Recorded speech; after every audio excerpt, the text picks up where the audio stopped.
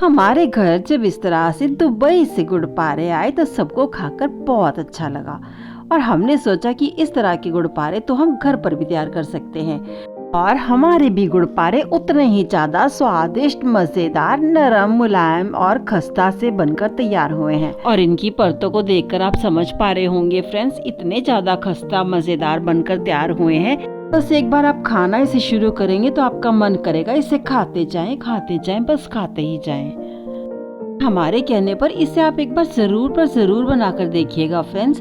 बहुत ज्यादा खस्ता, ताजे और नरम मुलायम बनकर तैयार होते हैं। खाकर सबको बस मजा ना आ जाए तब आप हमें कहिएगा। और फिर इसे बनाने के लिए हमने सिर्फ 1 कप मैदे का इस्तेमाल किया है और आप ज्यादा बनाना चाहें तो फिर उसी हिसाब से आप क्वांटिटी को बढ़ा सकते हैं। हमारा कप 250 ग्राम का है तो हमने 1 कप मैदे में डाल दिया है 1/4 चम्मच भर बेकिंग पाउडर। को ना भी डालना चाहें तो इसके बिना भी बन सकते हैं कि इसको खस्ता करने के लिए हमने यहाँ पे डाला है बना शुद्ध देसी घी। 2 बड़े चम्मच भर हमने शुद्ध देसी घी को मैदे में डाल देना है और घी को डालने के बाद मैदे में अच्छे से इसे सभी तरफ से मिला देना है। और फिर हम इसकी मुट्ठी बांधकर देखेंगे कि हमारा घी सही डला है कि नहीं। अगर इस आटे की मुट्ठी बनती है तो इसका मतलब हमारा घी इसमें सही डला है। इससे ज्यादा हमें घी इसमें नहीं डालना होता है। ध्यान रहे फ्रेंड्स कि हमने यहाँ पे मैदे को बिल्कुल भी ढीला नहीं करना है। जितना हो सके अच्छे से हमने थोड़ा थोड़ा सा पानी डाल के इसे टाइट ही रखना होगा। मैदे को हमने गूंद के तैयार कर लिया है और अब इसे ढककर हमने रेस्ट करने के लिए लगभग आधे घंटे के लिए रख देना है। और तब तक हम चाशनी तैयार कर लेते हैं। जिस कप से हमने मैदा नापा है उसी कप से हमने गुड़ को नाप लेना है। पे हमने 1 कप मैदे को लिया है तो 3/4 कप भर हमने यहाँ पे मीठा रखना होगा। तो हमने यहाँ पे आधा कप से थोड़ा ज्यादा गुड़ को लिया है और 1/4 भर हमने यहाँ पे चीनी को लिया है। अब हमने इसको डाल दिया है कढ़ाई में और जितना हमने यहाँ पे मीठा लिया है उसके आधा कप भर हमने पानी को ले लिया है। और अब हम इस गुड़ चीनी में डाल देते हैं।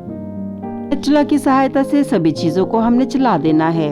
आंच को अब हमने मीडियम कर लिया है और अब स्पैचुला की सहायता से इसे हम अच्छे से चला देते हैं ताकि गुड़ चीनी आपस में अच्छे से मेल्ट हो जाएं। इस मिश्रण को पकते लगभग 2-3 मिनट ही हुए हैं और इसमें अच्छे से बुलबुले भी आ रहे हैं। तो अब हमने गैस की फ्लेम को लो कर देना है और अब हम इसे थोड़ा सा ठंडा करने के बाद उंगली और अंगूठे के बीच में चिपका कर देख लेते हैं। इसमें एक तार की चाशनी बन रही है और अब हमने इसे ज्यादा और नहीं पकाना है। गैस की फ्लेम को ऑफ कर दिया है और अब हमने इसमें आधा चम्मच भर बारीक सौंफ को डाल दिया है। और गर्म चाशनी में इस तरह से सौंफ को डालने से सौंफ थोड़ी सॉफ्ट तो हो ही जाती है, साथ ही में गुड़पारों का स्वाद भी बहुत अधिक बढ़ जाता है। और इसके साथ ही हमने यहाँ पर 1/4 चम्मच भर फूड कलर को मिला दिया है और इसमें हमने रेड और ऑरेंज फूड कलर को मिलाया है। और अगर आप इसका कलर सिर्फ केसरिया रखना चाहते हैं तो फिर आप सिर्फ ऑरेंज ही फूड कलर को मिला दीजिएगा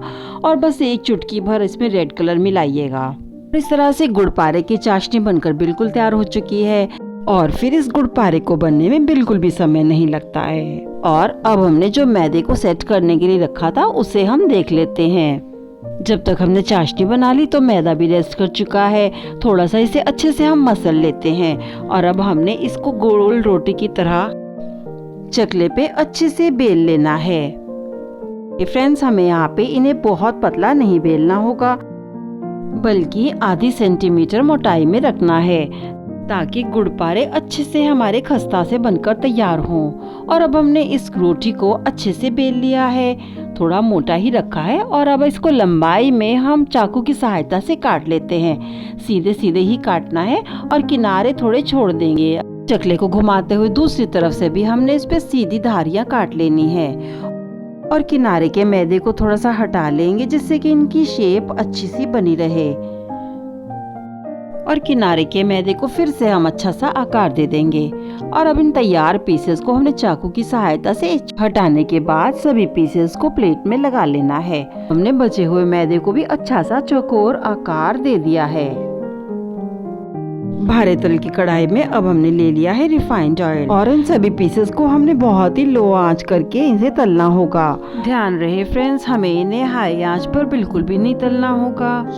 बिल्कुल गुनगुना तेल के रहते ही हमें इसे डालना होगा। तेल के गुनगुना रहते हमने सिर्फ 1-2 पीसेस को डाल के देखा, हल्के से बुलबुले आ रहे थे, तो इसलिए हमने अब बाकी सारे पीसेस को इसमें डाल दिया है। और तेल हमारा यहाँ पे इतना गुनगुना है कि हम इसे उंगली से भी छू सकते हैं।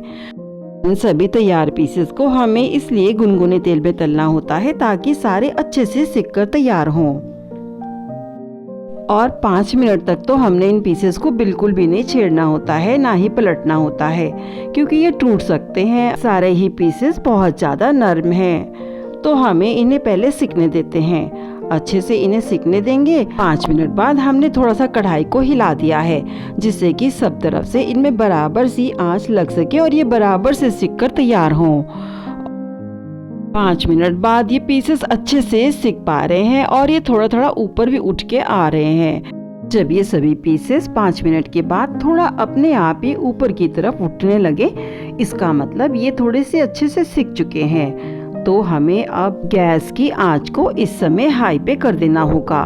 बस 1 मिनट के लिए हम इसकी फ्लेम को हाई करेंगे ताकि पीसेस अच्छी तरह से सिक पाएं। और अब हम दूसरी तरफ भी इन्हें पलट देते हैं ताकि दूसरी तरफ से भी अच्छे से सिककर तैयार हों। तो हमने लगभग इन्हें 5-6 मिनट इस तरफ से सेक लिया था, तो दूसरी तरफ भी हम पलट के इसे 5-7 मिनट सेक लेंगे ताकि दोनों ही तरफ से सुनहरे भूरे से होके तैयार हों। और अब हम इन्हें अच्छे से सिकने देते हैं। लगभग 5-7 मिनट जब इधर से भी अच्छे से सिक जाएंगे, फिर हमने इन्हें फिर से पहली तरफ पलट देना है। और अब इस तरह से लगभग 15 मिनट के लिए हमने इन पीसेस को अलट पलट कर अच्छे से सुनहरा भूरा होने तक सेक लिया है। और आंच को हमने वैसे तो लो ही रखा है और शुरुआत में, लेकिन जब इन्हें हमने 5 मिनट के लिए सेका था तब हमने इसकी आंच को 1 मिनट के लिए हाई कर दिया था, जिससे कि अच्छे से सिक कर तैयार हों। और अब हमने फिर से इन्हें लो आंच पर ही सेकना होता है। और लेकिन अब हमारे जब पारे सिककर ये तैयार हो चुके हैं, अलट पलट कर दोनों तरफ से सुनहरे भूरे से हो चुके हैं, और अब हम इन्हें प्लेट में निकाल लेते हैं। लेकिन इन्हें निकालने से पहले हमने 1 मिनट के लिए इसकी आंच को फिर से हाई कर देना है ताकि ये तेल को बिल्कुल भी ना सोखे और ये बिल्कुल ड्राई से ही निकलें। तो इसलिए हमने इसकी आंच को 1 मिनट के लिए फिर से फुल कर लिया है। और अब पारे हमारे सिककर बहुत ही अच्छे से तैयार हो चुके हैं, सुनहरे से दिख रहे हैं। और अब हमने इन्हें पलटे की सहायता से 10 सेकंड के लिए कढ़ाई पे रोक लेना है ताकि एक्स्ट्रा ऑयल इसमें बिल्कुल भी ना आए। और देख सकते हैं फ्रेंड्स, कितने अच्छे से हमारे पारे बनकर तैयार हो चुके हैं। और सारे ही पारों को हमने इस तरह से प्लेट में निकाल लेना है। इनके साथ ऑयल बिल्कुल भी नहीं है। और हमारे सारे ही पारे इस तरह से बनकर अब तैयार हो चुके हैं। ये थोड़े थोड़े से पारे जो आपको इस तरह से इसमें क्रैक्स दिख रहे हैं, इसका मतलब ये चाशनी को बहुत अच्छे से एब्जॉर्ब करेंगे और ये बहुत ही खस्ता से बनकर तैयार हुए हैं। और अब जो गुड़ की चाशनी हमने तैयार करके रखी थी वो थोड़ी सी ठंडी हो चुकी है, तो उसे हमने फिर से गुनगुना कर लेना है। थोड़ा सा एक उबाल आने देते हैं और फिर हमने ये तैयार पारे इसमें डाल देने हैं, क्योंकि चाशनी भी इस समय गर्म है। लेकिन ध्यान रहे फ्रेंड्स, पारों को डालने से पहले हमने इसमें 2 चुटकी भर खाने वाला मीठा सोडा डाला है, जिससे कि अच्छे से चाशनी झागदार हो जाती है और फिर ये सभी पारों पे अच्छे से टिक पाएगी। अब सभी तैयार पारों को इसमें डाल दिया है और अब हमने गैस की आंच को बंद कर लेना है। और बस इसी तरह से हमने 10-12 मिनट के लिए गुड़ और पारों को आपस में अच्छे से मिलाते हुए सुखा लेना है। इसी तरह से अलट पलट करते रहेंगे और हमारी सारी चाशनी पारे एब्जॉर्ब कर लेंगे। और देखते ही देखते सारी ही चाशनी सभी पारों पे अच्छे से कोट हो जाएगी। तो बस फ्रेंड्स, हमें इन्हें बस लगातार थोड़ा चलाते ही रहना है जब तक कि चाशनी इसमें फिनिश नहीं हो जाती और सारे ही गुड़ पारे अच्छे से बनकर तैयार नहीं हो जाते। और अब इन तैयार गुड़ पारों को हमने निकाल लिया है बोल में। और ये देखिए फ्रेंड्स, कितने ज़्यादा अच्छे मज़ेदार दुबई के गुड़ पारे बनकर तैयार हो चुके हैं। और ये बिल्कुल वैसे ही बने हैं जैसे हमारे यहाँ दुबई से आए थे। मज़ेदार स्वादिष्ट खस्ता गुड़ पारों को इस तरह से घर पर बनाना खाना और फिर कमेंट सेक्शन में भी हमें जरूर पे जरूर बताना कि ये दुबई वाले गुड़पारे कैसे बने। और इसके साथ ही हमें सब्सक्राइब, लाइक और सपोर्ट करना बिल्कुल ना भूलें।